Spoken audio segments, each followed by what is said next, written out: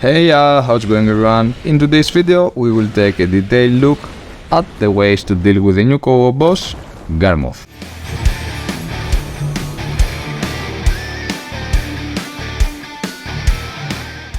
Phase 1 begins and all you have to do is attack the boss.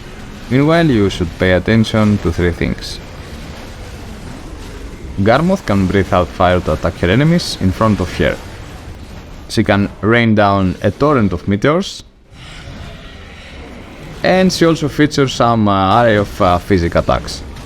But you don't have to worry because all of those things can be avoided by just pressing dodge.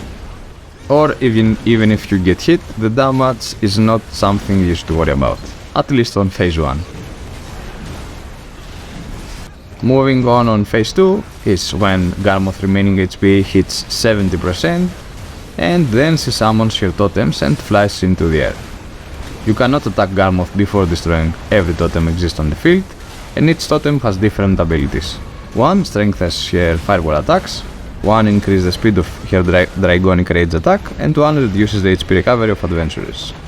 When the totems are summoned, the party leader can also use the UI on the top of the screen to send orders to the rest of the party. When the magic absorption gauge is full while the totems are active, Garmoth casts a powerful attack that targets all adventurers in battle.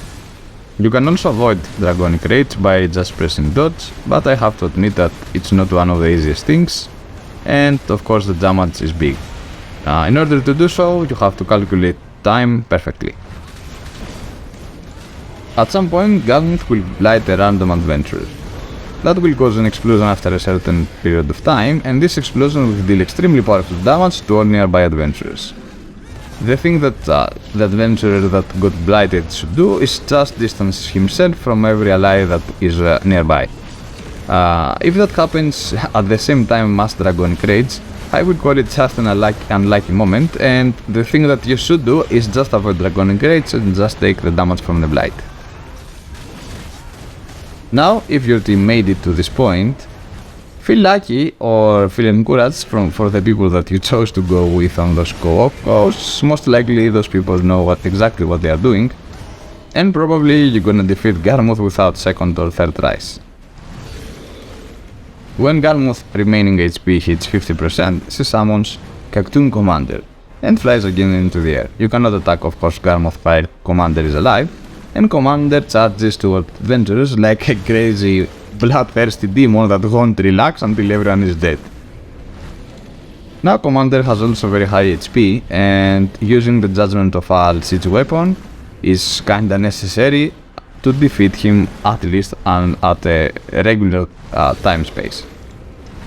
Now one very good tip behind this phase is when Garmoth flies into the air, instead of everyone rushes to the judgment, just wait some seconds and check who has the aggro. By aggro I mean that the dragon will shoot fireballs to a specific person, and the aggro won't change until the commander is dead.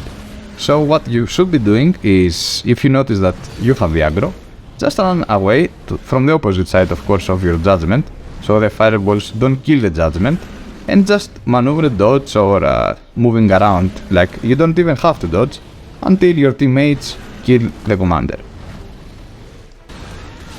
Moving on to the last phase, Garmoth becomes Frenzied after a certain period of time and her attacks are enhanced.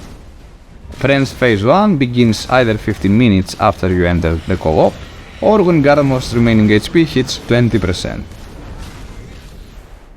Garmoth has also a phase 2 that begins after Garmoth used Totems Emulator 15 times in the already enraged state from phase 1. Well, trust me, you don't want to experience that, because when this happens, Garmoth will repeatedly cast Dragonic Rage, and if you remember what Dragonic Rage is the super AoE skill that targets every adventurer on the field from the totem phase, and he casts it repeatedly, so you will get obliterated. Last phase is the hardest one, and you have to give all yourself in this phase. You have to be very careful when Garmoth uses the Torrential Meteor, because the range is pretty huge, and use dodges or invincible skills or whatever you have and don't let the windows get into waste. When you have a window to DPS, just go and do it. I have to mention also that yes, cooking is also very useful on this co-op.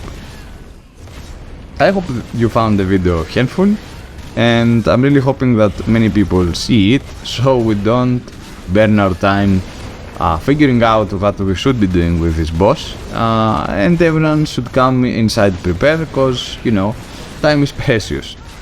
Thanks for watching, and until next time, see ya! Players out there, check out this dope shit, man. Players never down, we getting paid. Another day, another dollar living in the bay. Hustling for my baby, trying to plan my escape. I ain't staying in the matrix, really trying to get my papers. Players never down, we getting paid. Another day, another dollar living in the bay. Hustling for my baby, trying to plan my escape. I ain't staying in the matrix, really trying to get